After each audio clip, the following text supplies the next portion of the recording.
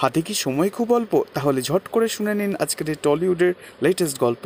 ছদ্মবেশ নিয়ে ফাইলপত্র চুরি করে পালাতে গিয়ে ধরা পড়ে গেল আজ শোলক।